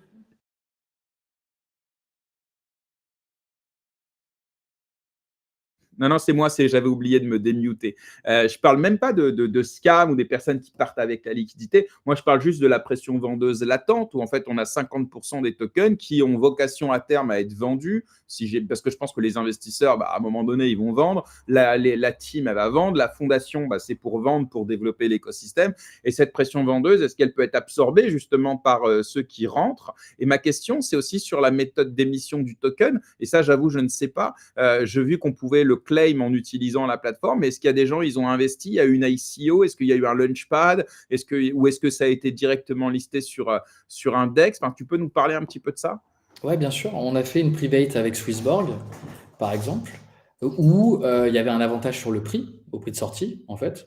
Après, tu as des cliffs et des vestings. C'est-à-dire que c'est pas parce que en fait, tu connais le projet avant que tu achètes moins cher et qu'après, tu peux directement revendre tout ce que tu as acheté à la sortie. Donc, c'est pour ça qu'il y a les systèmes de cliff et de vesting et il y a une sortie au TGE.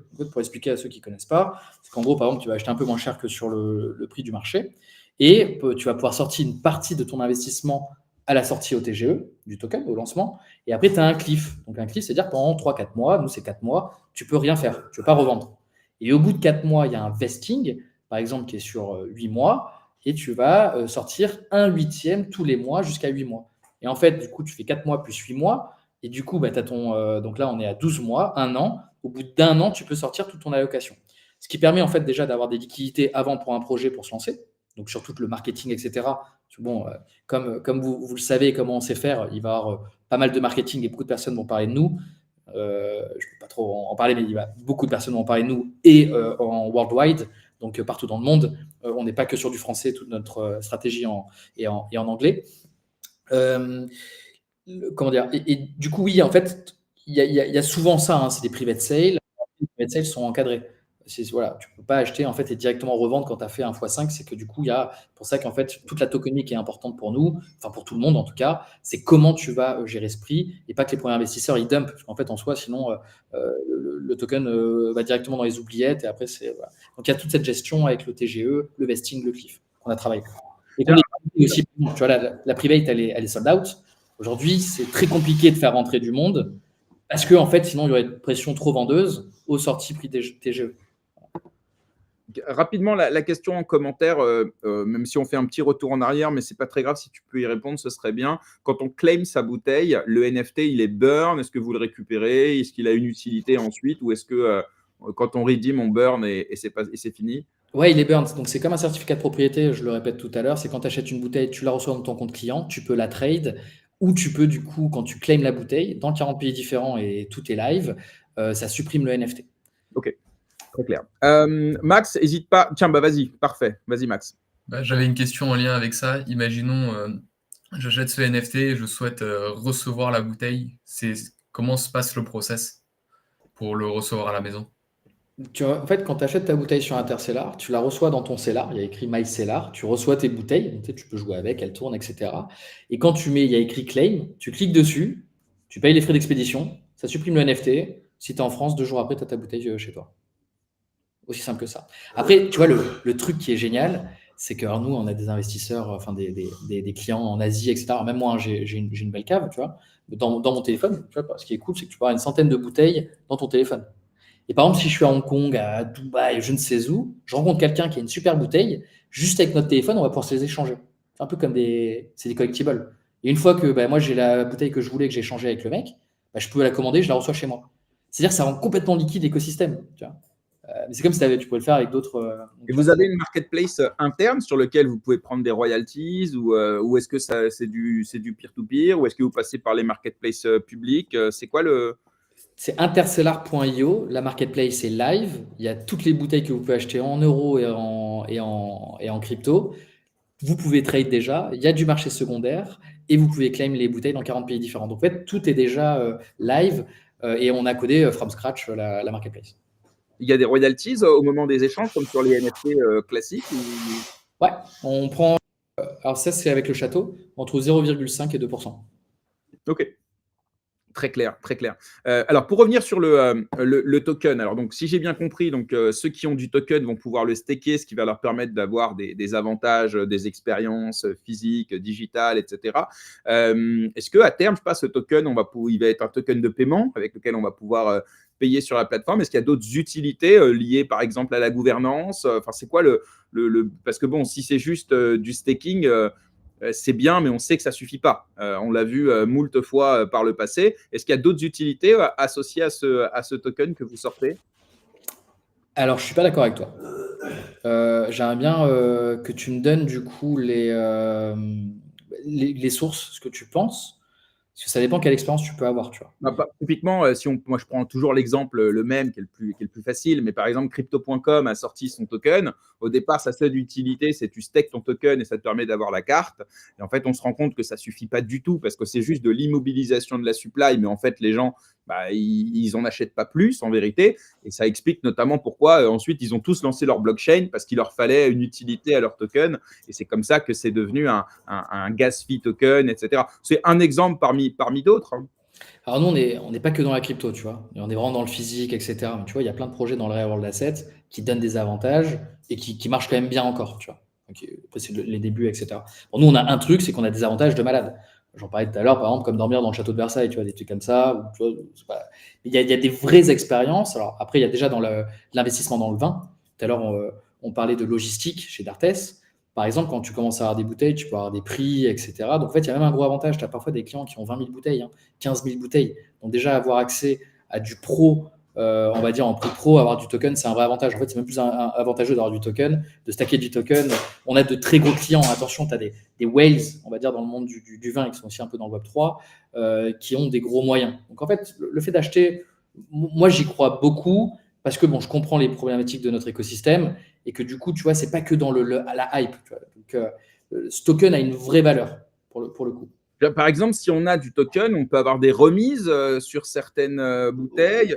Comment est-ce qu'on lui donne de la valeur, limite de la valeur monétaire? Parce que forcément, vous allez attirer des fans de vin, mais vous allez aussi attirer des spéculateurs. Oui, bien sûr. Tu as des remises. On parlait tout à l'heure de fees sur secondary market. Du coup, tu peux les enlever. Tu as jusqu'à 50% du prix du stockage. Tu as des accès, comme je disais, à des bouteilles où, en fait, si tu les achètes et tu les revends, tu vas pouvoir faire de l'argent.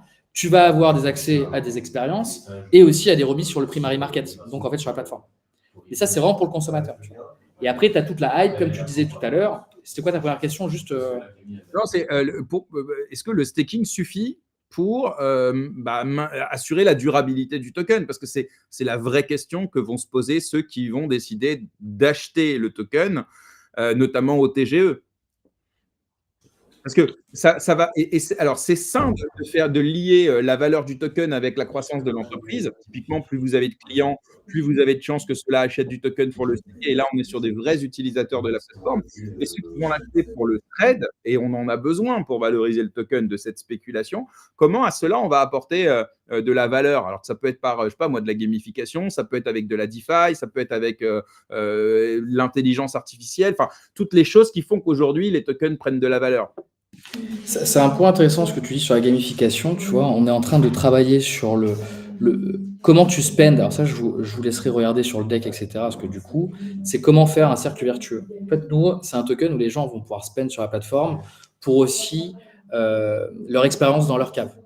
Donc, par exemple, quand tu commences sur Interstellar, vous voyez dans MyCellar, en gros, tu es en terre battue et après, tu vas pouvoir en fait acheter des assets sur la plateforme. Et tu vas pouvoir en fait, c'est très, pour les personnes qui nous écoutent, pour vous, je ne sais pas si vous avez des amis, par exemple, asiatiques, mais ils montent beaucoup de bouteilles sur leur téléphone. Donc déjà, c'est des bouteilles qui sont bues généralement. Donc là, déjà avec Interstellar, ce qui monte, c'est des bouteilles qui peuvent trade. Mais nous, c'est un écosystème concret autour de ça.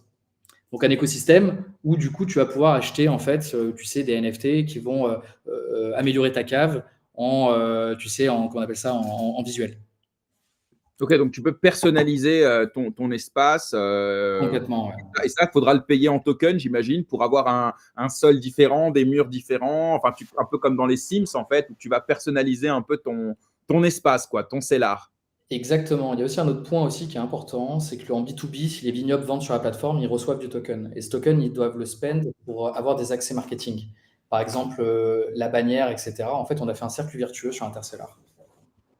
Ça, c'est intéressant. Donc, ça veut dire que le B2B va aussi avoir intérêt à accumuler du token et ensuite à le dépenser pour être mis en avant sur la plateforme.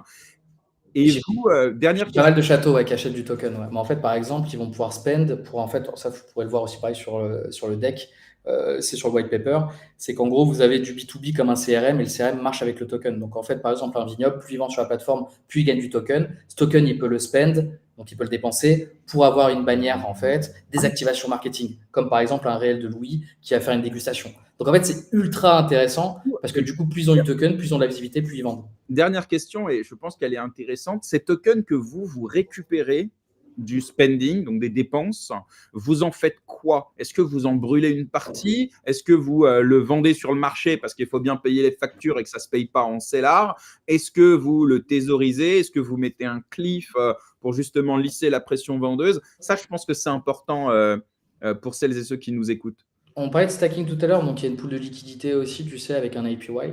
Donc ça, déjà, il y a un travail là-dessus. Pour garder, on commence à 28%. Non, mais vous, ce que vous récupérez comme token?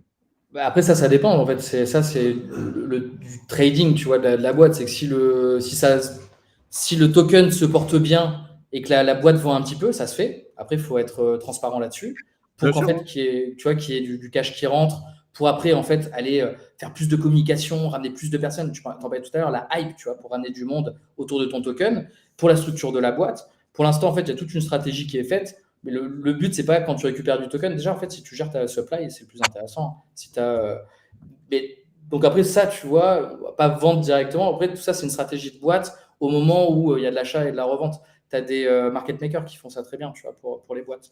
Et pour l'instant, là, tu vois, déjà, on va le lancer. Mais C'est bon, février, hein, c'est ça? C'est fin février, non? C'est pas ça, si? bah là, on attend que le marché déjà se réveille. Parce que bon, ça, c'est pas non plus le. C'est Et plus la alors, vous, c'est où le token alors? Parce que là, tu m'as dit que tu es sur Polygon. Là, vous me dites que vous allez bridger sur Solana. Clairement, c'est quoi? C'est une migration ou c'est une nouvelle possibilité? Il y a un bridge en fait sur Solana Ouais. où du coup là on va vraiment faire une communication qui est à l'image de notre nouvelle narrative, donc pour toucher vraiment l'écosystème Web3 et pour tout ce qui est Polygon. Là en fait du coup les personnes aussi pourront acheter sur carte bleue parce que nous on a énormément de clients qui veulent acheter mais vraiment énormément. Tous les jours ils nous demandent comment je peux acheter du token. Alors, tu vois, parce qu'ils sont moins sur Twitter, tu vois, mais ils veulent rentrer dans l'écosystème de la crypto à travers un produit qui les rassure, qui est le vin. Je te parle de personnes assez fortunées aussi, tu vois. Donc, il est lancé où ce token? Il est en dual Tu chain? pourras l'acheter sur la plateforme du coup en carte bleue et on l'aura sur Swissborg aussi. Et on Non, l'aura sur Index. mais il sera sur quelle blockchain? Radium. Tu auras Radium. Donc tu auras un bridge sur Solana comme je disais et tu as sur Polygon. Donc en fait tu auras deux pools de liquidité. Donc sur Ok. Radium tu pourras faire des swaps. Je crois qu'on va l'intégrer avec Jupiter donc sur le site. Et là ça sera assez dégène au niveau du marketing et du coup de l'interface. Et après, on aura quelque chose de beaucoup, beaucoup plus institutionnel où tu pourras acheter en carte bleue. Et là, ça sera plus sur du LinkedIn, etc., sur nos réseaux ou même Instagram. Ok. Dernière question dans les commentaires, je la lis. Je peux recevoir ma bouteille chez moi. Le NFT est toujours valable. Comment savez-vous que la bouteille a été bue ou contenu échangé ou le NFT n'est plus valable dès l'envoi? Mais ça, en fait, tu as déjà répondu. En fait, le NFT, il est burn au moment où on claim la bouteille. Donc, il n'y a plus de NFT. Donc, on n'a plus besoin de tracer. Donc, c'est bon. La réponse, elle avait été donnée juste avant. J'espère que Adopt un Coin, tu as pu avoir ta réponse. Le NFT est burn au moment où tu réclames ta bouteille. Non, il n'y a pas de souci, Adopt un Coin, t'inquiète pas. Chacun arrive un peu quand il veut et c'est normal. Parfois, on doit revenir un peu en arrière pour être sûr que tout le monde a eu les informations et les réponses à ces questions. Max, le mot de la fin, puisque ça y est, ça passe vite, mais Ouais, écoute, c'était super intéressant. N'hésitez pas à nous suivre sur n'hésitez pas à nous suivre du coup, sur les lancements qu'on va faire. On a signé de très beaux contrats pour cette année, en fait. Tu parlais du lancement de token aussi, mais c'est vraiment intéressant de comment, en fait, la stratégie, comment la hype aussi avec toutes les annonces. Donc, on a de très grosses. Ça va être une très belle année pour nous, cette année. Et du coup, le but, c'est aussi de gérer tous ces lancements, toutes ces nouvelles, tous ces nouveaux partenariats. Donc, n'hésitez pas à nous suivre sur les réseaux, sur Instagram, sur Twitter et même à notre newsletter qu'on envoie toutes les semaines.